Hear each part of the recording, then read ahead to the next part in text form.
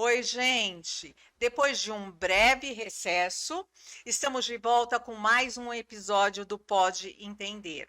Eu sou Esther, na direção e produção é o Dé, e nossos queridos pastores revitalizados, depois de férias e feriados, estão conosco hoje. Tudo bem, pastor Petrônio? Como é que foi suas Tudo férias? bem, graças a Deus, tudo bem. Pastor Lindenberg, olha, vimos o senhor lá na rede social, visitando a família lá no Paraná. Foi muito bom, pelo jeito, esse feriado. Os netos revitalizam. Olha só.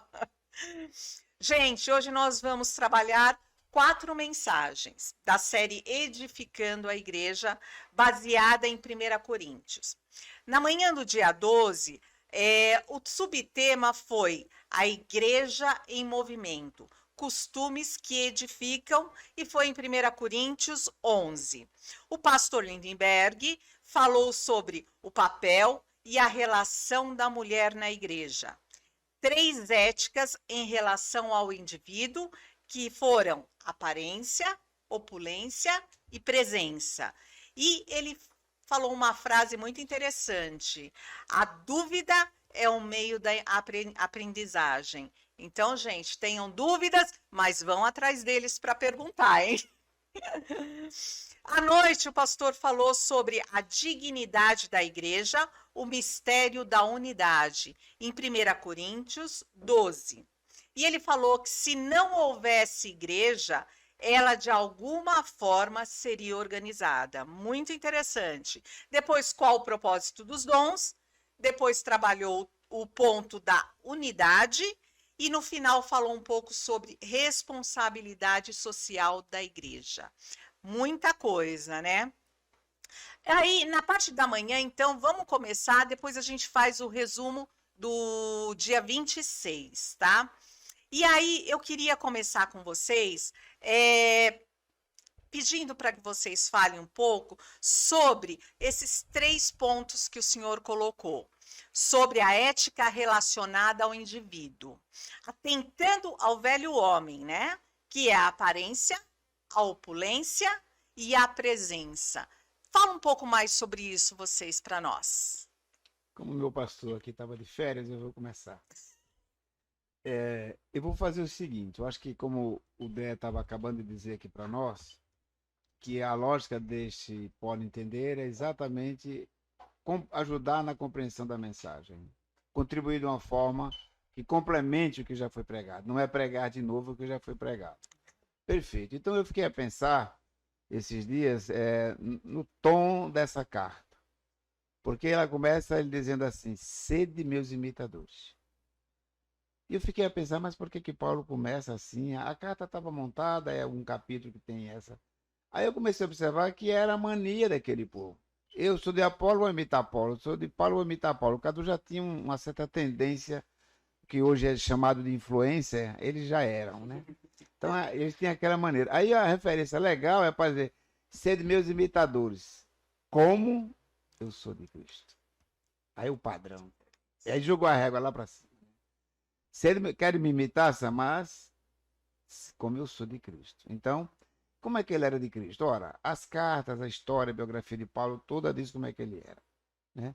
Um homem de uma conduta bem diferente, mudada, sofrida, submetida a tudo, por amor a Cristo. Querem me imitar, assim será. Então, esse é o padrão que eu entendi, que pode ajudar a entender o sermão, né? Que em alguns momentos é difícil. Por exemplo, vamos lá ao primeiro padrão. Como é que Cristo agia com as mulheres para que Paulo possa falar de mulheres, para que eles possam seguir Paulo nesse tema? Não é assim? O rodízio é esse. Aí eu digo, talvez isso ajude. Ora, Jesus foi falar com a mulher de Samaria, todo mundo criticando, e ele lá, numa boa. Então, como era a mulher na igreja? Uma mulher como um homem importante na igreja, de diálogo, de conversa, de serviço mútuo. Sem medo de Sem fazer questões, de medo, fazer perguntas, né? exato, de que pode e do que não pode. É engraçado quando ela diz: olha, eu acho que nós estamos extrapolando, porque na minha época você adorava assim. Não, mas agora, ó, em espírito e verdade, e aqui estamos adorando. Então acho que isso desmonta um traço que era de discriminação da mulher. O Paulo, agora eu não me lembro se é em Colossenses ou aos Gálatas, que ele fala que em Cristo não há mais, ele fala, não há mais judeu, Judeu nem nem grego, nem ninguém. escravo, nem livre. Aí você fala, entendi, ele acabou com essa É, divisão social. Aí ele acrescenta ainda, né? Não há mais homem nem mulher. Ué, como assim? Né? é interessante essa sua colocação, porque é isso que ele faz mesmo. Hoje, por isso que eu disse, olha, como é que Paulo esclarece isso? A pedagogia dele é muito precisa. Ele diz, olha, então vocês querem imitar alguém. Já passou pela confusão lá que já foi explicado, Paulo, Apolo e tal, mas vocês querem, então imite a mim, mas eu sou assim. Então, se você imitar o Saulo, tá errado. Você tem que imitar o Paulo. Aquele que morreu, você não vai imitar. Né? Você vai imitar o que nasceu de novo. Como era que imita Cristo. Isso, que imita a Cristo, e como era que tratava as mulheres, vem todo o padrão. Assim, assim, assim. Então, acho que isso é interessante. Aí, a outra parte que para mim é gratificante, mas como disse o pastor Petrônio domingo passado, né? É que não dá para pregar no sermão. O que a gente fica doido para desenfrear e ir embora falando, porque é gostoso falar isso. Mas a gente termina olhando pro relógio, eu vou ter que dar um corte. Depois aqui. vocês vão ter que ressuscitar o Tiquito lá. Vamos ter que ressuscitar. Então, eu fico olhando essa questão da ética que você mencionou, né?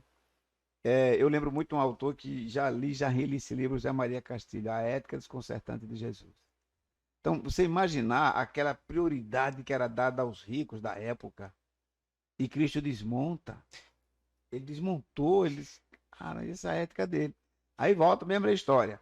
Serem meus imitadores, como eu sou de Cristo. Como é que vocês tratam um rico? Assim como Cristo tratava. Assim vocês me imitam.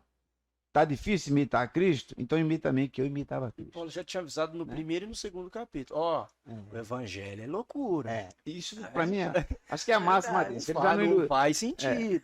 ele não iludiu ninguém. Que queria ficar na sala de aula, que ficasse. Ele já deu o tom. Então, é por aí, pastor. Não sei como é que você tá vendo isso. Não, toca aí. Então, eu o acho caminho que... é esse daí mesmo. Então vamos falar um pouco sobre esse movimento sadio e esse ativismo religioso. Vamos entrar um pouquinho nessa parte. O que ele interfere, essas duas linhas, ou esses duas coisas antagônicas, para a edificação da igreja? Sou idiota? Como é que é? Movimento sadio e ativismo religioso. O movimento sadio é interessante porque as duas coisas pressupõem ação e movimento. Né? Parece que são sinônimos, né? Movimento e atividade é sinônimo, né? Só que olha como é, assim, tendencioso um e o outro, né? Movimento sadio e o ativismo religioso, então já é tipo assim, então não é saudável, né? Já propõe assim, né? Porque se a gente não entender o que seria uma igreja dotada de dons para servir a Deus como igreja, né? Como corpo, que é algo que ele fala no capítulo 12, portanto, ter um movimento sadio a partir desses membros do corpo, desses dons que foram dados para cada um, a gente vai acabar se envolvendo como corpo, como comunidade, como grupo, como instituição, a uma sociedade organizada apenas, e aí pode colocar a gente numa roda de ativismo religioso. Então a gente não pode deixar a peteca cair, né? Uma igreja forte, por assim dizer, na cabeça da gente, às vezes, é o quê? Uma igreja cheia de coisa para fazer. Então tem que ter coisa na segunda, na terça, na quarta, na quinta, na sexta, no sábado, domingo, entendeu? Por quê? Porque a gente não pode dar brecha para o inimigo tentar as pessoas, né? A gente não pode dar margem na agenda para que as pessoas vão para o mundo, sei lá, coisas desse tipo. Então a gente tem que encher a vida das pessoas de conteúdo, né? Então a fé, a igreja fica essa coisa conteudista, né? É culto de manhã, aí depois escola dominical, aí depois tem um ensaio do coral, aí depois você tem um culto de novo, aí depois, né? E aí na segunda você tem que estar aqui de novo, na terça você tem outra coisa, na quarta. Então, você vai enchendo e dá a impressão de que você tem vida piedosa e religiosa porque você tem uma agenda cheia de atividades religiosas. Mas isso não significa que você você está envolvido num movimento saudável. né? Isso não significa que você está fazendo as coisas como elas deveriam fazer. Então, só para encerrar a minha fala, pensa assim na atividade física mesmo, meu irmão. Boa. Se você não faz de forma regrada, que é o que geralmente o personal trainer existe para isso, né? Que talvez a pessoa fale assim, eu vou gastar dinheiro com um cara que vai falar para mim como é que eu tenho que levantar o peso, quantos quilômetros eu tenho que fazer na esteira. Isso é besteira. Não, não é besteira. Porque se você não entender os intervalos que você tem que ter entre um exercício e o outro, a carga de peso que o seu corpo consegue levantar, né? Hoje você vai fazer perna, amanhã você vai fazer ombro, depois você vai fazer peito, porque a perna tem que descansar e depois... Então, se você não entender esse intervalo e de uma coisa ou outra, você corre o risco de fraturar um músculo, de, né, inflamar um membro do corpo por causa desse ativismo desenfreado e não desse movimento saudável. É por aí, Bom pastor? É por exemplo. aí. Eu estou lembrando uma coisa que o tempo vai fazendo a gente aprender as ansiedades humanas dentro da igreja, né?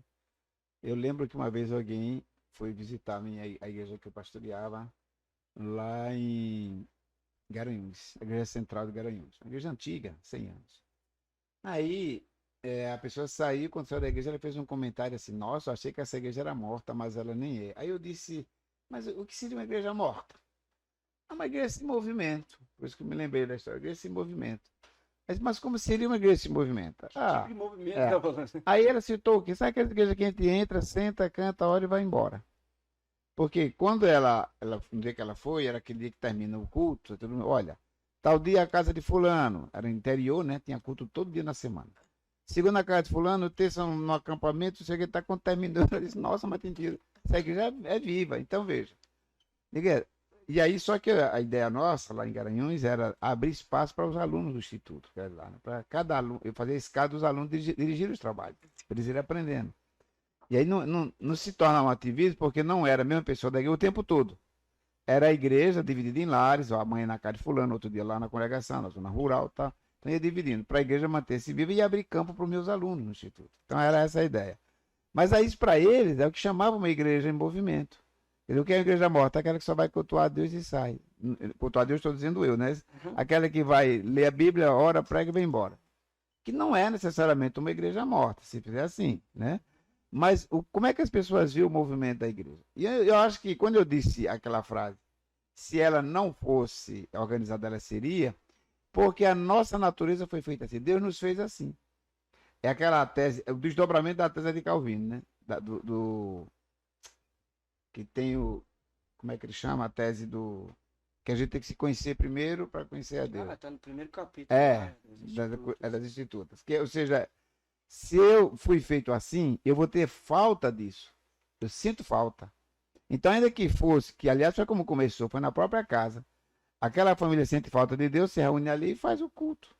Então, se ela não tivesse ali, seria organizado, porque é da natureza do humano sentir falta do eterno. Até que ele venha descobrir quem é o eterno, quem é Deus, que vai fazer o trabalho dele. Então, acho que esse movimento. Que também é um movimento. Que é um movimento, esse é o movimento que ele estava mencionando, o movimento sadio. Por quê? Qual era o movimento não sadio? Tomando aqui emprestado a colocação que o pastor Bertone estava falando. É transformar a igreja num palco de prosperidade, num palco de show, de ilusões. Você vai sair dali, tão renovado, na própria esquina, xinga todo mundo. Que renovação é essa? Você passa um domingo bem na igreja, o resultado do bem vai acontecer na semana. Se realmente aquilo te fez bem, você está mais leve, a palavra habita no teu coração, você é uma pessoa em paz, esse é o movimento sadio. E as mensagens, aquilo que aconteceu na igreja, ela fica relembrando, né? Exato. Então a gente vai passando realmente a semana, os dias, e a gente vai lembrando disso. Então é um movimento sadio até, né? Eu acho que esse é o grande papel do Pode Entender, porque a pessoa está em casa lavando uma coisa, ou estudando, querendo dormir, e lembra da mensagem, vai lá para revisar. Isso mesmo. Né? Você ver mesmo como foi que o pastor falou. Acho que isso é um papel muito importante. E isso é uma igreja em movimento. Que acabou o culto, ele está cultuando em casa. Entendeu? Não é só mais uma atividade na agenda, na programação. Agenda, tem propósito, entendeu? Tem plano. É um movimento. É para o saudável. crescimento, né? A gente pode trazer para o crescimento. E aí eu quero perguntar para vocês, como que é ser líder no século XXI? Quais os desafios? São diferentes lá de Paulo do século I? Como é que é isso? São diferentes, mas é uma questão contextual, né? Sempre é. Sempre é. Na época de Paulo não tinha Instagram, na época de Calvino não existia o Palmeiras, né? Que é uma demanda pastoral, né? Lidar com... É ficar sempre pensando no verde, né? Sempre é o ativismo do verde. Com certeza o verde para Calvino tinha uma outra conotação por causa do contexto dele. É claro, a gente fala essas coisas brincando, mas são coisas assim que se a gente for considerar, são verdades, são realidades. Então, é claro que é diferente nesse sentido, cultural e contextual. Mas, na essência da coisa, a pauta da igreja é sempre a mesma. É pregar o evangelho, que é a ferramenta salvadora de Deus para o mundo fragmentado por causa do pecado. E isso deve ser feito em todas as épocas, do jeito que der para fazer, né? Para a glória de Deus sempre. Então hoje a gente usa o YouTube para proclamar o evangelho, assim como Lutero pegou a imprensa de Gutenberg e usou, assim como Deus falou para Abacuque escrever lá para todo mundo passar e ver. Então assim, escreveu na pedra lá com Moisés, né? Então a tecnologia sempre teve ali presente, né? E Moisés inclusive baixou a lei, baixou da nuvem, né? Fez o download. Nossa, muitas conexões. Não, mas é interessante observar isso, né? Os desafios, eu penso que são diferentes. Hoje a gente não tem mais que debater indulgências, por exemplo, que foi algo do século XVI. Embora existam coisas hoje similares à indulgência, mas eu, particularmente, Petrônio, penso que esse não é hoje o maior bicho de 7 cabeças que a igreja tem para lidar. Eu acho que tem outras coisas mais sorrateiras, mais feias e mais urgentes na cara da igreja do que simplesmente a gente pensar que o nosso problema hoje é, entendeu, as indulgências. Não sei se o pastor Lindbergh discorda, mas é coisas desse tipo. Por exemplo, Paulo, lá no primeiro século, o gnosticismo estava começando ali, então era pauta. Hoje já... Então tem outras coisas. Então a gente tem que fazer essa leitura da época em que a gente está, porque senão a gente vai dar respostas a perguntas que ninguém mais está fazendo. Essa questão me deixou a pensar bastante. Eu não sabia que você ia fazer essa questão, mas estudando o capítulo 12, eu fiquei a pensar muito nisso, mas não nessa linha hoje tão objetiva que você colocou e o pastor Petrônio começou a responder. Mas eu vou entrar nessa mesma pegada do pastor Petrônio, porque é muito interessante você revisar isso. Como era ser líder no passado, como é ser líder hoje. Eu lembro-me de uma frase que eu falei na direção de uma das escolas que eu trabalhei, que um dos pais me reclamou. Eu disse que os pais deveriam ser amigos dos seus filhos. Ele disse que não, que pai é pai, pai não é amigo. Aí eu perguntei, então o que é ser pai? As qualidades do pai que ele desenvolveu são as características de um amigo. Aí eu fiquei a pensar assim, a dificuldade está, penso eu, quero até dividir isso com vocês, da forma como se era pai e da forma como se é pai hoje, da forma como se era líder e da forma como se é hoje. Porque e aí está muito claro na Bíblia como isso era, né?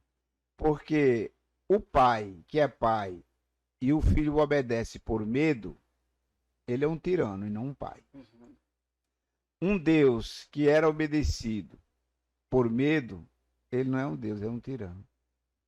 Então a qualidade de um líder, que eu diria que seria a mesma, era um líder que dialoga, e quem dialoga porque, no mínimo, tem uma afeição pelo outro, porque ele escuta o outro. Né? Se ele não escuta, é um líder que dá ordem, organiza, puxa carro, ele é um ativista. Ele puxa o carro, ele puxa a turma. Na hora que esse líder, que esse comandado dele precisar, ele passa ele para outro, ele segue, porque ele é líder. O líder, é um bom pastor que volta para pegar a única que está ferida. Acho que esse é o padrão.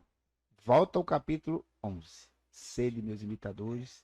Como é que Cristo foi líder cuidando do único que ficou perdido? Isso é quem ama. Eu tenho 10 filhos.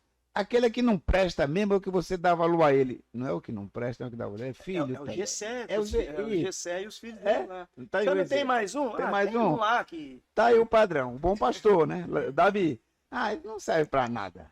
Era o que Deus queria. Deus deu a lição ali. Isso é Antigo Testamento. Então veja como o padrão é o mesmo. As nossas atitudes é porque eu costumo sempre dizer o seguinte, sabe que o crente gosta mesmo é da lei? O crente não gosta da graça, não. Ele quer uma lei para chicotear, para bater, mandar para o inferno. É isso que ele gosta. E Deus fez diferente. Não. A lei era só para mostrar o caminho. É tanto que Cristo já era plano de Deus. Cristo não inventou a salvação depois que viu o erro. Era um projeto divino. E que se realizou exitosamente. E que se realiza na vida da gente. E que se vê nas entrelinhas da lei. Da lei, exato. E a tua lei não é com essa finalidade que muita gente quer. É quando as pessoas dizem, mas Cristo chicoteou. Eu digo, você pega um exemplo de Cristo para citar ele, você não conhece Cristo. Né? Eu vejo muito bons pregadores citando isso. Isso foi um episódio para mostrar o quanto ele era humano. Isso é legal. Mas esse é o padrão dele? Não era, gente, o padrão dele. Então, ser líder hoje é tão difícil como era no passado, desde que você insista em não amar o outro. Não vai saber ser um líder. Então, o amor está na base de Que, aliás, tudo. o pastor Pedrão deixou isso muito claro domingo. Isso aí, nós já estamos entrando. Vamos Boa deixa aí para a gente entrar. Mas esse eu rabisquei bem, porque era esse o ponto. Mas, olha, o fio da meada, tudo o capítulo. Deixa eu, se eu puder, Por favor, só mais 10 claro. centavos nessa questão que o pastor falou. Por favor. Porque acho que essa ênfase do capítulo 11, do primeiro versículo, que Paulo fala, sejam meus imitadores assim como eu sou de Cristo. E esse é o ponto, antes de começar a gravação, eu estava conversando com o André fora do ar sobre outras questões e eu falei para ele, olha André, para o cristão, ele tem que ver Jesus como o tudo. E não como uma coisinha a mais. Que a gente estava conversando sobre pensamentos filosóficos e coisas assim que tem código, né? É código. Tem carga de verdade em algumas coisas, né? Tem carga de você olha e fala, pô, isso aqui parece, né? Parece que é então, mas só que aqui, ó, tá vendo? Ele tá considerando isso aqui sem Cristo.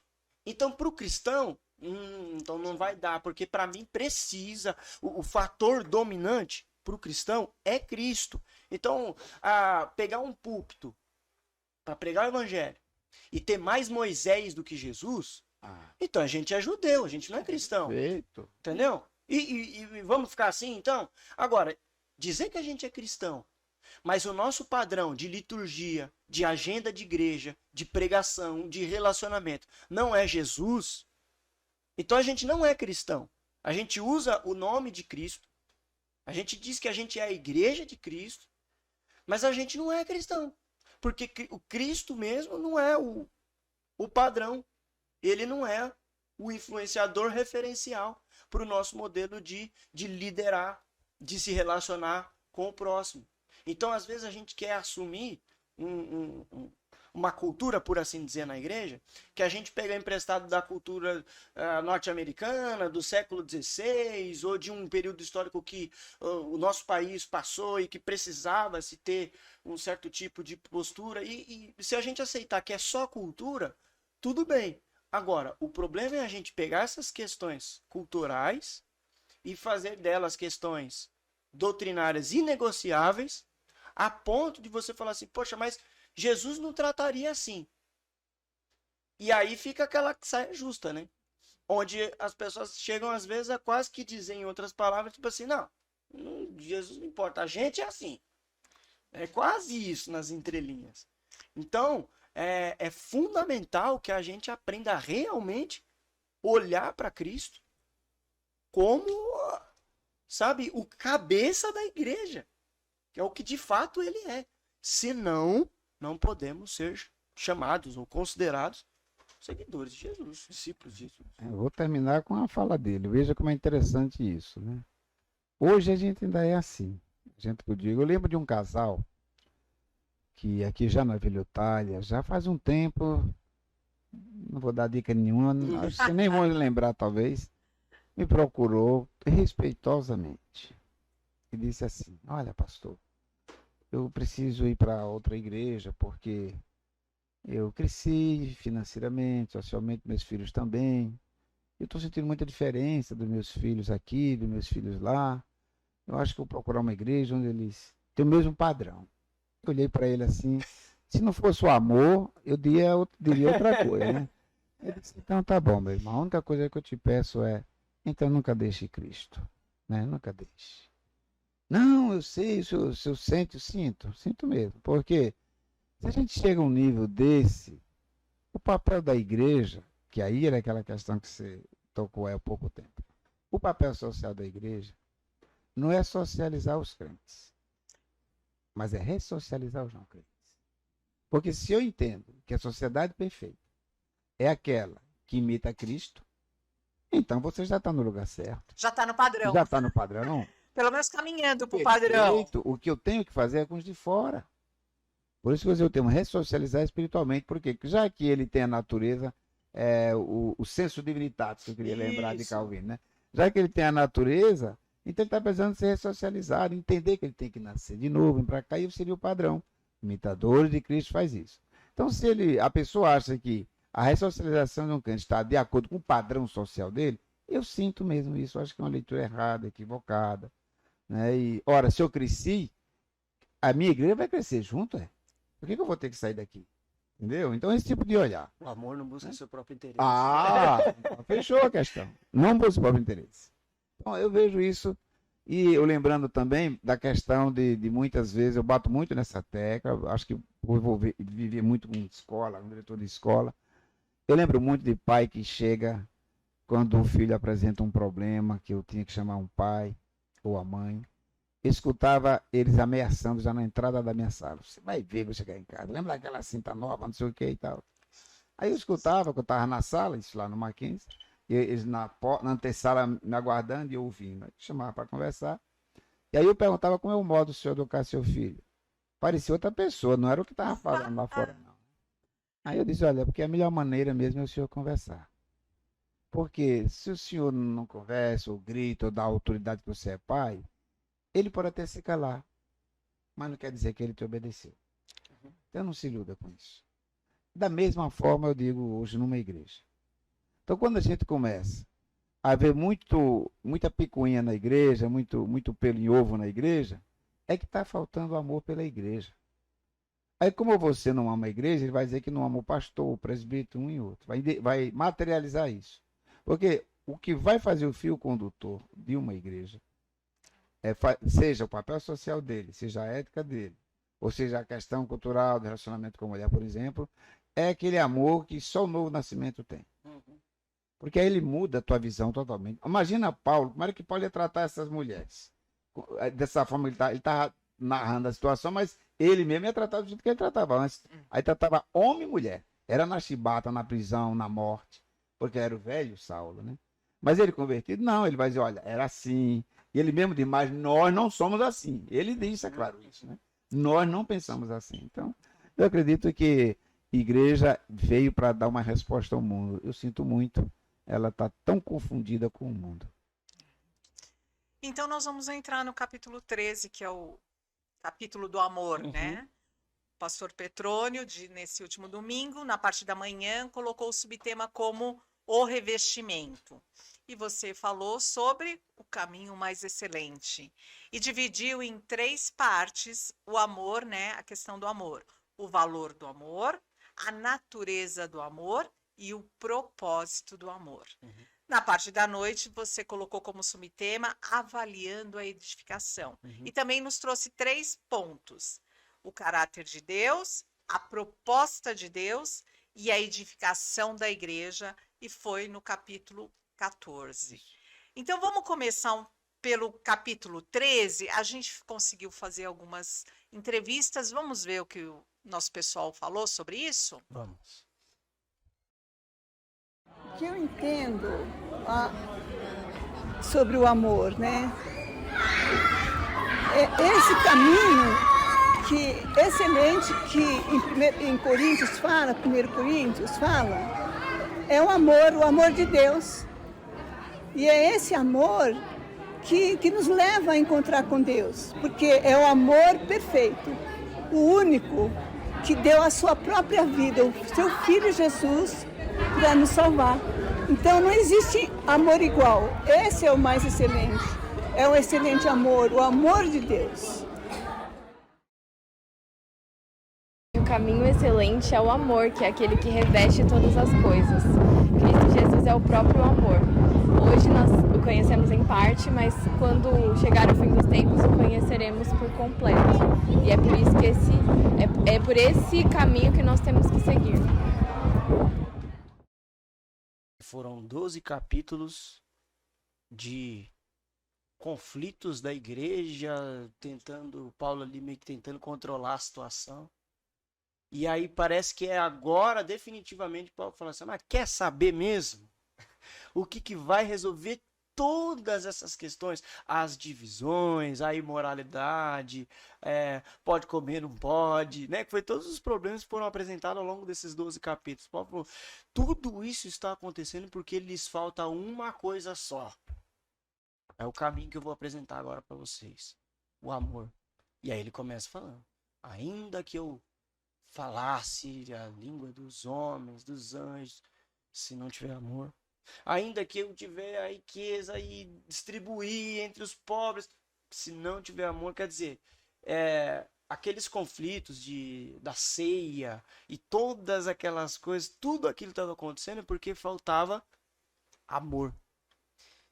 Eu não sei, pastor Lindbergh, mas eu tenho a impressão que todas as vezes que a gente fala de amor, assim, dessa forma, né?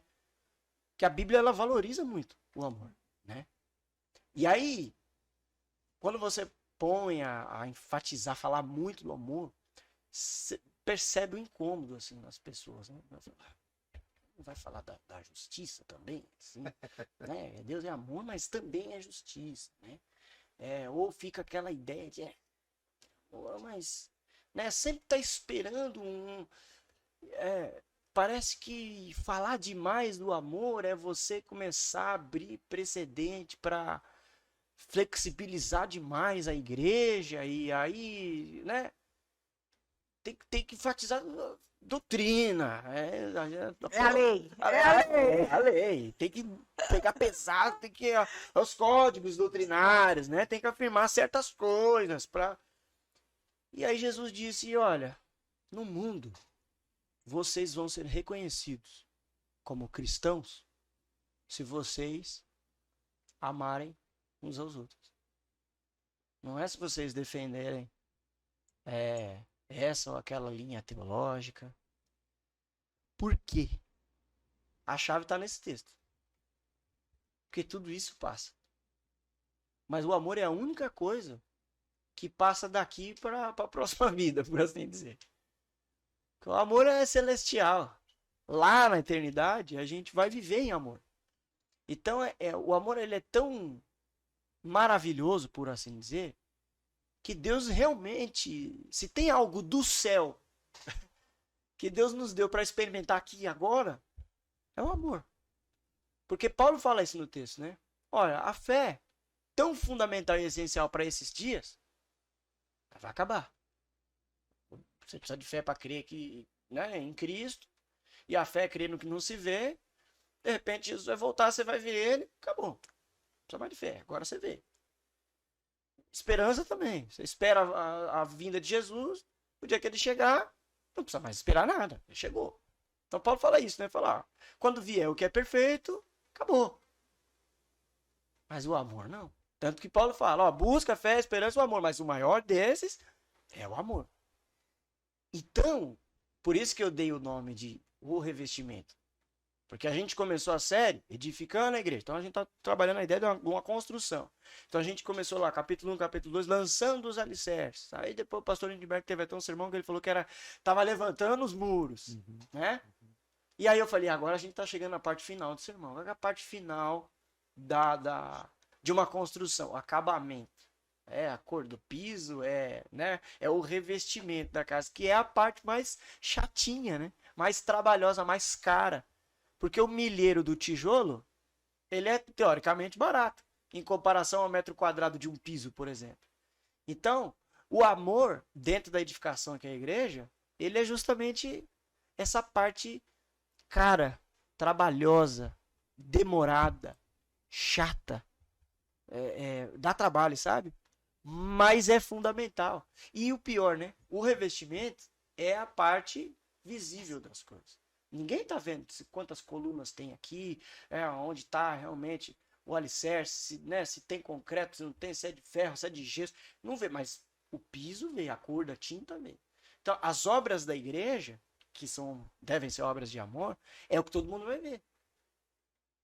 Então, é fundamental a gente considerar isso. Por isso que a gente foi trabalhando bem essa questão do amor dentro desse texto.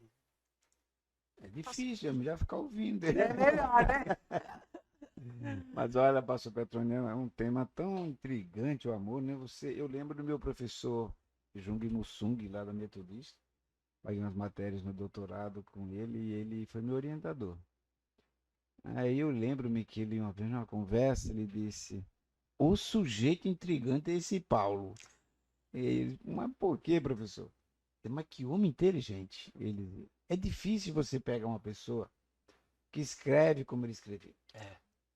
Ele dizia outra. Vamos lembrar o seguinte: ele não é um pós-doutor, ele não fez mestrado, graduação, mestrado, doutorado, pós-doutor, como a gente faz aqui. Esse camarada teve uma conversão no meio de um mato, uma coisa estranha, absurda, como ele contou para os padrões da época, né? E ele era um homem truculento, ninguém queria ver aquele cidadão, era o lampião de lá, ele usou bem esse termo.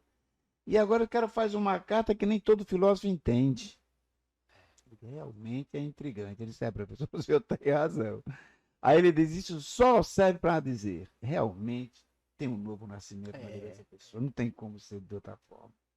E realmente Paulo é fabuloso. Esse capítulo hoje é como o pastor disse, ele escuta, olha a arte dele, ele escuta, é problema, é confusão, e ele escuta. Na truculência tinha parado no primeiro capítulo, Paulo tinha cantado ali naquele primeiro capítulo logo, né? Porque olha o comportamento daquela igreja. E ele escuta, e orienta, e escuta. E como ele chega, bom, parece que todo mundo expôs o que tinha, o leque de problemas era enorme, e ele não abre mão da igreja. Então agora eu acho que cheguei a um ponto de dizer a vocês como é que pode ser resolvido isso. Todo mundo esperava talvez um concílio. Vamos ter um concílio para acabar essas contendas. Vou chamar Tiago, Pedro e nós iremos bota aí. o tribunal, o Supremo Tribunal aqui que vai resolver. Aí o que ele faz? Ele vai fazer um poema desse. Uma coisa maravilhosa. É isso aqui que resolve. Porque ele viveu na pele isso. Porque como é que ele encontra Cristo? Olha como foi o tema, o encontro dele. Cristo disse para ele: por que você me persegue? Que coisa. Ele não chegou batendo, não, derramando, matando Saulo. Por que você me persegue? Cristo poderia ter vingado o sangue o sangue de tanta gente, né? Dele mesmo, né? Aí por que você me persegue? Olha que coisa bonita. Entendeu porque ele disse que ele imita Jesus? É isso, ponto. Para mim foi a gota d'água. Esse verso 1 do 11, e todo esse contexto, né? É assim, porque se ele fez isso comigo, quem sou eu para fazer diferente? Por que se me persegue? Então, isso é muito interessante. Eu acho que entender Paulo, o amor, não tem como entender, não. É procurar imitar mesmo. É procurar viver. E é difícil. A palavra de Deus fala, né, que o amor de muitos esfriarão. Ele usa bem o amor, né? A apostasia, E o por amor. isso se faz tão fundamental a igreja, como contracultura, ser uma comunidade que ainda sustenta o amor como marca distintiva do seu caráter. Por quê? A nossa cultura, ela deturpou o que é o amor nos nossos dias. Sim. Né? O amor, até de forma profética, está se esfriando, e a gente tem visto isso. Liga a televisão e você vai ver o tempo todo isso. Então, é urgente a igreja levar a sério esse capítulo 3. Acho que é por isso que a igreja não serve mais. Por que não serve? Porque ela quer amar, amor para mim é assim. Eu quero amar um cachorro, você tem que gostar. Eu quero amar um gato, um pato, um pinto, uma árvore, você tem que gostar de mim. Eu amo. E as pessoas não são amadas. Observe o que fazem com as pessoas hoje. Você é capaz de cuidar tanto dos animais e abandonar as pessoas? Está tendo uma inversão, né? Uma Inversão. troca, né? Aí, nada contra os animais. O problema é que o animal não tem a autonomia que eu tenho. O animal, ele não vai pedir nada em troca, né? Que você ama do jeito que você ama. Eu amo muito, vou fazer uma viagem, deixei ele no hotelzinho. Um amor que é uma maravilha. Então você observa que essas coisas chamam a atenção. Essa inversão, a igreja não serve, porque a igreja legítima, com dignidade, ela vai ensinar isso que Paulo está ensinando. E o que mais escreveu sobre amor no Novo Testamento foi João, né? Uhum. E João fala assim, é impossível você dizer que ama a Deus e você odiar as pessoas.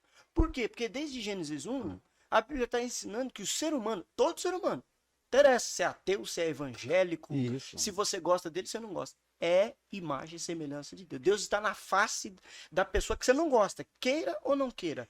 Então João, ele escreve isso. Não tem como você dizer que ama se você odeia as pessoas, porque Deus tá ali. Nas pessoas, entendeu? E os 2 grandes mandamentos, amar a Deus e amar ao próximo. Não tem, a gente não vai fugir disso. É tanto que no sermão do pastor, na minha mania de anotar, o que eu fiz? Eu fiz uma troca para me ajudar no entendimento. Eu coloquei a natureza primeiro, né? Porque valor, natureza e... Propósito. Aí eu vou botar a natureza, porque essa natureza, quando eu ver essa pessoa, eu vou conhecer essa natureza pelos valores dele. E esses valores dele vão apontar para o propósito. Isso foi a minha arrumação, para eu entender. Na minha limitação, eu digo, eu vou arrumar assim. Porque eu digo, olha, é isso que a gente precisa ver na igreja. Né? Eu não venho aqui porque a minha colocação foi que eu vejo muitos fazerem isso. Fulano está lá, tá, então vou para aquela igreja. Ou seja, ele vai pelo valor que aquela social, econômico ou político que aquela pessoa tem. Status, né? Status, a palavra, status, né? Então, veja, eu fico pensando, gente, eu vou pular por causa da natureza nova nascida dele. É a pessoa que me ama e que está comigo, porque Cristo está comigo. Então, eu vou imitar Cristo, eu estou com ele. Nós estamos hoje, esse capítulo 11 poderia ser uma coisa que o pastor acabou de falar, né? Tenho quase certeza que muitas coisas de Paulo, ele vivenciou com João, né? Que já era muito próximo. Né, de Jesus, e notadamente ele depois que Cristo partiu, que ele foi para Éfeso, Paulo deve ter visto muita coisa de João. Né? E João tem uma conduta muito amorosa, muito afetiva. C.S. Lewis é quem vai dizer isso. Ele diz que a melhor maneira de ver o amor que é invisível são as afeições da pessoa. Então essa é a sacada dele, muito legal. Então o João era afetivo. Eu lembro daquela cena, Cristo partindo e diz, leva a minha mãe, né? Leva a mulher. E ele levou, e a história diz que foi até o fim. Maria com ele. Maravilhoso. Então, essa é a afeição, esse é um homem que ama, né? Então, acho que nós precisamos resgatar isso. Não podemos desistir. Eu vou fazer só um particular, porque eu vejo muito essa discussão. Isso foi um sofrimento meu. Né? Esse dia, eu conversando com alguém, eu disse, eu vou fazer um curso de ação de graças domingo, sobre os 40 anos de teologia. Olha as coisas como acontecem. A gente sabe que acaso para nós não haverá, né? Chega na sexta-feira da semana passada, o diretor me chama da minha unidade e diz assim, vai ter um conselho universitário especial quarta-feira, preciso de vocês. O que eu tenho que fazer? Defenda um curso de teologia, faça um parecer. Aí eu falei, tá bom, vou ter que fazer isso. Olha só, eu fiz um parecer para hoje, quarta-feira no conselho, de uma coisa que eu vou comemorar domingo. Providência. Acaso não haverá, né? Aí eu lembro demais que o título que eu dei, eu disse até uma pessoa, eu fiz uma aula magna para mim mesmo. Porque o único que tinha da minha turma aqui perto morreu, que era o pastor Marcos Borges. Os outros estão tudo fora, espalhados. Então eu estou conversando com eles, mas não tem como ter ninguém aqui, é tudo longe que estão. Então, eu vou na aula magna para minha turma, mas para mim mesmo. E o título da minha aula magna é Das Praias aos Púlpitos. A mudança da minha conversão eu nunca imaginei estar numa igreja, quanto mais num púlpito. Eu estou dizendo isso só para lembrar, porque quando eu fui fazer essa defesa hoje dessa matéria, eu lembrei das discussões do século III, teologia e ciência, não é? E tal, fui argumentando tudo, para chegar exatamente nesse discurso que nós estamos tendo hoje aqui. Uma igreja séria, ela tem valores. E os valores da igreja, gente, está no que está escrito aqui. Ela não é valorosa porque o Papa, o ministro, o presidente está naquela igreja. Ou porque tem um membro rico lá. Sabe o que eu vi? Eu não vou dizer o nome não, que ele está vivo e ainda joga no grande clube brasileiro. Ele se converte, foi para tal igreja, chegaram ao ponto de dizer, você vai para essa igreja, aquele pastor é assim. Um traço lá do pastor. Aí esse moço, jovem, disse assim, não, mas é porque eu quero aprender mesmo de Cristo.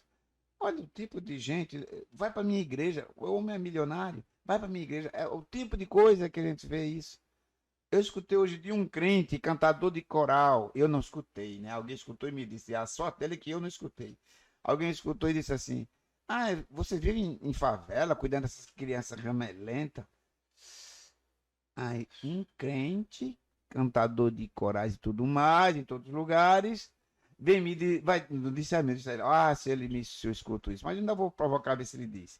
Porque eu quero ter esse papo com ele para orientar. Sim. Como é que um cristão diz isso? Então, veja, a falta de amor hoje é latente na vida da igreja.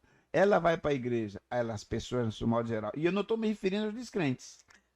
Porque ele nem conhece quem é o que está lá na igreja. Exigir deles é covardia. É covardia, não vou falar isso deles, não. Acho que eles têm para ser alcançados por nós. Mas uma igreja hoje, interesseira como nós temos, eu lembro de Milton Santos, nós somos o padrão da sociedade. Milton Santos diz que o brasileiro não quer direito, só quer privilégio. Os presbiterianos brincam muito com ideia dizendo assim, pode escutar alguém falando, se for presbiteriano, com certeza ele vai falar uma palavra privilégio. E aí eu digo para ela, se não falar, eu te pago o sorvete. Ela não toma sorvete. Quer dizer, eu fico na brincadeira porque é incrível o vício. É a história que está brincando aqui com código, mas é isso mesmo. Porque para muita gente é um privilégio. Qual é o privilégio de ser um desgraçado, pobre, cego, nu? Né? A graça, fala da graça, meu filho. É graça. Aí você nivela. Porque quando é privilégio, o Milton Santos, de novo, aliás, a Amartya Sen que diz, privilégio é injustiça de alguma forma. Presta atenção. E aí ele vai explicar. Então, é muito gostoso você ter um conhecimento na Bíblia que não vai ter vergonha de falar para ele. Por isso que Paulo dizia, eu não me envergonho do Evangelho. Porque ele não discrimina, ele não tem uma cultura que não cabe esse Evangelho. E o que ele sofreu na pele, ele não tinha vergonha do que ele estava preso, ele era açoitado. Falo, não me envergonho por passar por nada disso, porque o Evangelho de Deus me mudou, né? É muito bonito. Gente, dá gosto você ver o Evangelho bem pregado, sabe? Hoje eu comentava com o reitor de um pastor que conhecido dele, era conhecido meu, já falecido. Tinha umas mensagens, Anivaldo Soares, foi o pregador dos 40 da nossa Coração de Grau. Então, as mensagens dele, a gente comentava um com o outro, dava gosto de ouvir. Que bom, que a nossa igreja bibliotária tem esse padrão, esse perfil. Eu estava comentando aqui também. Eu fico no banco, é bom que fico olhando as reações, né? Lá atrás é gostoso. Não vou nem espalhar, só um pouco porque eu fico na frente. Mas você fica olhando as reações, né? Uns que dizem assim, tal, e confirma, e escreve, e outro tal. Tem uns que não estão tão ligados, mas é interessante ver, porque o nível de mensagem vai cativando a igreja. E veja como as pessoas estão trazendo, às vezes, um parente, trazendo um visitinho. Tudo bem, às vezes a gente até de outra igreja, mas não tem problema, a igreja está aqui para isso, é uma família só. Aí, uma vez eu brinquei, eu termino, né? Estou me estendendo. Mas uma coisa que uma vez alguém perguntou assim, mas ele não está na tua igreja. Eu disse, igreja? Eu quero saber se ele está no reino, meu filho. Acabou. E eu acho que isso aí deixa para o capítulo 14. Exatamente, né? que você colocou como subtema avaliando a edificação. Então a gente já construiu as paredes, já passou o revestimento, já fez o revestimento. Agora a gente vai e pular de você fora. vai exatamente, você vai avaliar como que tá. Olha, me permita, eu comentei já aqui também. Gente, a organização dos temas foi interessante. Eu estou no capítulo 16. Agora eu vou mandar um cara para olhar a igreja. Olha aí como é que está esse revestimento. Vê se está bom esse negócio. Exatamente. Vamos ouvir a entrevista que a gente fez sobre a mensagem da noite? Nosso Deus é um Deus de paz, de amor, de alegrias. Ele que nos dá a graça. E Ele é tudo na minha vida. Eu só tenho a agradecer. Qual é a proposta dele para nós? A proposta dele é nos dar graça, nos santificar a cada dia e nos fazer fortes e fé perante a Ele. Nós estamos aqui para honrá-lo e glorificá-lo. Essa é a nossa vida. Vamos lá, deslancha isso aí pra gente. Por que eu disse anteriormente que a fala anterior do pastor Lindbergh era a deixa para isso? que ele terminou falando sobre a pregação do evangelho, né? E eu comecei o sermão perguntando para a igreja: quando foi a última vez que você foi evangelizado? Exatamente. E as pessoas pensam: puxa, é mesmo, né? Quando que aquele rapaz veio me entregar o panfleto, né? Não, foi domingo passado, ou melhor, foi de manhã, no culto da manhã. Hã? É. Nós pregamos o evangelho. Pelo menos aqui na nossa igreja a gente tem essa preocupação de pregar o evangelho. Muito mais do que pregar Moisés. A gente quer pregar Cristo, pregar o evangelho de Deus que está em Cristo Jesus. Porque, como Paulo defendeu lá em Romanos capítulo 1, versículo 16, o evangelho é o poder de Deus para salvar o pecador. Então o evangelho, ele é útil para o crente e para o descrente. O crente precisa do evangelho para ele se lembrar que ele é salvo pela graça, que ele não tem privilégios e méritos, que é pela graça de Deus. E o descrente precisa do mesmo evangelho, não outro, do mesmo evangelho, para ele ser convertido, ser tocado pela mesma graça que edifica o crente. Então Paulo estava lá tratando as divisões da igreja, o problema lá com relação aos dons, e ele está falando: gente, vocês têm que considerar o propósito do culto, o propósito da reunião de vocês. Porque se o descrente chegar aí, e vocês nesse show de talentos aí de vocês, eu quero saber uma coisa: ele vai ser edificado? Ele vai entender? Ele vai ter conhecimento de quem Deus é e ele vai se arrepender dos seus pecados e vai terminar dizendo: certamente Deus esteve presente aqui? Então, Paulo diz, né? Se vocês tiverem que se dedicar por um dom, se dediquem ao dom da profecia, que é a instrução, a proclamação, o ensino da palavra, da revelação de Deus, né? A palavra de conhecimento, a palavra de Deus. Então Paulo está dizendo isso para eles, porque o descrente, a igreja precisa estar preparada para lidar com essa demanda do descrente fazer parte do culto. Porque faz parte do chamado da igreja ser o quê? Um luzeiro para as nações. Não é uma seita de portas fechadas e um clube, né, assim, só entre nós aqui, ninguém pode saber o que acontece aqui. Não, nós somos chamados a ser sal da terra, a luz do mundo, as portas têm que estar abertas, né? E pregar o evangelho a toda a criatura. Então, o evangelho é a grande questão da igreja. E é isso que Paulo está dizendo. Vocês precisam se organizar. Por isso que ele fala de ordem e decência.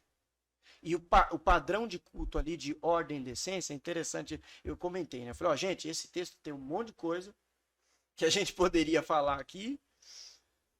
A gente usa a desculpa de que não vai dar tempo para ser, assim, educado, né? Mas não é só isso. É porque tem realmente muitas coisas ali que são complicadas, são complexas, são coisas que às vezes a gente não consegue nem realmente fechar questões, né? Que até nós, como pastores, às vezes temos dúvidas com relação a algumas coisas, né? Inclusive, você falou lá no outro sermão, né, que a dúvida pro aprendizado, é importante. Então, é importante que pastores tenham dúvidas ainda, porque senão a gente não vai buscar aprender mais. Mas, assim, interessante notar ali o jeito que parecia ser a liturgia daquela igreja. Paulo diz assim: quando vocês se reunirem, que um tenha salmos, que o outro ore, que o outro tenha uma...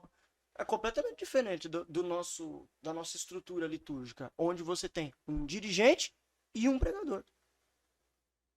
No máximo, claro que aqui na nossa igreja a gente ainda pede para que as pessoas orem, né? Mas tem igrejas que nem isso fazem, né? Quase que as pessoas realmente não participam, né, do culto. Mas assim, se você pega para ler ali, era muito diferente assim, a dinâmica da liturgia deles, né? E é dentro desse contexto que Paulo está falando assim: olha, que vocês façam essas coisas, mas com padrão, com ordem, com organização. Por quê? Por mero capricho? Porque Paulo é perfeccionista, ele é detalhista, ele está falando ali para a gente não tomar cuidado com distrações. Não. Aí ele coloca o padrão, que é o caráter de Deus, para definir o jeito que a gente vai se comportar como igreja. Ele diz: olha, façam tudo para a edificação da igreja. Porque Deus é um Deus de ordem e de paz. E a palavra ordem que ele usa ali é a palavra que traz a ideia de não ser disfuncional. Não é que Deus ele é sistemático, organizadinho. Não. É que Deus ele não é instável. Ele não resolve as coisas assim, conforme dá na telha. Tudo que está acontecendo hoje tem conformidade com os planos que Deus já havia pré-ordenado antes da fundação do mundo. Escreveu o mesmo apóstolo Paulo, lá em Efésios capítulo 1. Deus preparou tudo antes da fundação do mundo. Então, o que acontece? Tudo que está acontecendo, não está acontecendo porque Deus, no meio do caminho, foi tentando encaixar para não perder o controle das coisas. Não. Todas as coisas cooperam para o bem, né, daquilo que Deus já programou. Então, a ordem de Deus está nesse sentido, nessa providência que Deus preparou para o propósito que ele tem para aquilo. Então, quando Paulo está dizendo isso para a igreja, ele está dizendo, gente, a igreja ela tem um propósito de ser, um propósito de existir. E a gente precisa se organizar dentro disso para a gente não perder essa linha. Não é ordem de essência, não é só não deixar a criança não correr no púlpito, senão vai distrair os irmãos. Não é só isso. Né? Alguns leem pensando que é só isso, né? A ordem é decência. Não pode se mexer muito, senão, porque não é só isso. Porque dentro do padrão de liturgia lá de Coríntios, as distrações ali era mais fácil que hoje, porque cada um falava. Por isso que Paulo está falando, ó. Quando um fala, o outro fica quieto. Ah, vai falar, tem alguém para traduzir. Então, assim, parecia muito mais uma coisa assim, mais espontânea e né, mais aberta do que. Então, o ordem de essência ali não pode ser o ordem de essência que a gente está pensando. Então, qual é esse padrão de ordem que Paulo está falando? Deus. Como é que Deus trabalha? Como é que Deus age? E aí, pega todo o contexto. Ele é um Deus de amor, de graça, de justiça. E aí você vai... Ah, é assim que Deus trata? Isso. E é isso que Paulo está falando. Então, é assim que vocês devem tratar uns aos outros para que toda a igreja seja edificada. Então, quando vocês se tornam acolhedores, quando vocês se fazem entender, quando vocês estão preocupados com o propósito da igreja, o descrente chega, entende, ele compreende. Ele também é edificado junto com aqueles que já são membros do corpo. Por quê? Porque o evangelho, que é a proposta de Deus para todos, está em funcionamento, está sendo proclamado. Né? Lembra do que eu comentei no outro? Que era natureza, valor e propósito. Aí agora ele começou, realmente, foi essa o sermão, a estrutura do sermão da noite que me ajudou no da manhã. Caráter é a natureza. Interessante demais, né? O propósito, né? Porque eu só vou edificar se eu souber para que eu quero. O propósito é navegar, então fazer um barco, não um avião. O propósito é edificar as pessoas, então vou edificar uma igreja para ter paredes, vai ter revestimento bonito, simpático, que atrai, que foi a metáfora que eu usou anteriormente. Então eu construo uma casa para quê? Então, do jeito que eu construí a casa, para agradar a esposa, para agradar os filhos. Então, eu vou construir um templo para agradar quem? A Deus. Porque como é que Deus se agrada? Com as pessoas que vão ser acrescentadas dia a dia por Ele. Então, essa é uma aliança que para mim casou muito bem. Então, você vê, o caráter de Deus é agregador. Isso. Né? Ele o tempo todo está juntando essas pessoas. Era ao redor de uma pedra, no tabernáculo, vem a igreja, ele quer reunir as pessoas. Então, o caráter dele é isso. E o propósito dele é que toda criatura honre e glorifique o Senhor. Vai fazer isso aonde? Faz num templo. A maneira de mostrar o amor e o zelo pelo templo é toda essa estrutura que ele abordou. E, por último, o revestimento. Né? Quando você vê uma igreja limpinha, toda organizada, iluminada, o cuidado que a gente tem com a igreja. Né? Para que esteja tudo muito seguro, bem guardado ali. Então, essa estrutura do Sermão da Noite me levou a entender exatamente nessa linha de raciocínio que ele está colocando aqui. Se você olhar Paulo, aí volta sempre a preocupação dele, quando ele questiona a questão da ordem, não está ligado necessariamente a essa ordem visível, né? Não é necessariamente essa. O propósito da igreja é isso, mas ele está falando agora do dentro da igreja, do interior. A igreja está bonita, bem pintada, a vestimenta, como é que está dentro? Que ordem é essa? Uhum. Quando eu vi aquela tua exposição, aquele argumento que você usou, pastor, sobre o quem não tem nada para falar, fique calado, eu lembrei que Paulo foi um homem do Areópago. Uhum. Ele aprendeu com a democracia ateniense, que ninguém falava na frente de ninguém. Olha, se os caras lá de fora estão dando exemplo desse, então vamos fazer o seguinte, vamos botar ordem aqui dentro. Você quer falar? Vamos aprender a falar, né? Vamos aprender a falar em plenário. Porque o que era a igreja? A assembleia. Uhum. Né? O termo grego é isso, é uma assembleia. Então vamos botar ordem. Então muita gente pensa que a ordem é proibir coisas. Não. A ordem é respeitar o outro. Uhum. A ordem era essa. Que era a ordem padrão dele, da democracia ateniense que ele tinha aprendido. Eu achei aquilo muito interessante, porque às vezes a gente interpreta do nosso jeito. Uhum. Aliás, a Bíblia, como dizia o Boyer, Orlando Boyer, é a mãe de todas as heresias. Né? Cada um interpreta do jeito que quer e monta a igreja e faz do jeito que quer. Né? Hoje foi um dos argumentos que eu usei. A teologia ela tem uma linha de entendimento, tem uma hermenêutica da existência. Não é simplesmente eu acho, prego e mando embora. Tem os Tem princípios, os né? princípios. Tem os Então, é princípios. o propósito, é a estrutura, né? Vem do caráter de Deus, a origem é ele, não é minha, não é tua, não é de John Knox, não é de Calvino, nem de Lutero. Vem de Deus. O propósito é levar o evangelho até os confins do mundo. Uhum. E ela tem que estar com uma aparência que convença de que aquilo é feito por amor a Deus. Uhum. Acho que esse é um aspecto interessante. Ah, me permita falar uma coisa que o pastor Por favor. falou. Eu tomei nota também. Eu fico apelando para a memória, mas vez por outra eu dou uma pesquisada para recordar. Porque eu anoto, e tem uma coisa que ele falou que é tão importante para os dias de hoje. Que o hábito da igreja era valorizar a retórica. Lembra que você falou isso? Sim. Né? E às vezes a gente esquece que isso aqui não é a retórica, que é um bate-papo que ensina, uma roda de conversa. Isso mesmo. Então é importante que a gente estenda o sermão para além do púlpito, como a gente está fazendo aqui. Então a gente complementa duas formas de aprendizado na igreja. Então, parabéns pelo Pode Entender, que continue e a gente consiga avançar nesse ensinamento. Esse foi o nosso episódio de hoje do Pode Entender. Teremos mais um, né, que vai ser trabalhado os capítulos 15 e de 16 no próximo domingo. E nós vamos encerrar, infelizmente, essa série Edificando a Igreja. Mas foi muito bom e está sendo muito bom. E vocês podem voltar a ver as mensagens nos nossos canais, ouvir ou assistir também o Pode Entender todos os episódios que estão lá. E se tiverem dúvidas, mande para a gente, que a gente vai estar aqui disponível e alegre para receber a sua dúvida, porque dúvida é pedagogia do aprendizado. Muito obrigado, pastores, por mais esse episódio, por mais esses ensinamentos. Muito obrigado. Então, obrigado. Eu que agradeço a Muito oportunidade. importante poder contribuir à extensão da pregação. Tchau, gente. Até o próximo episódio.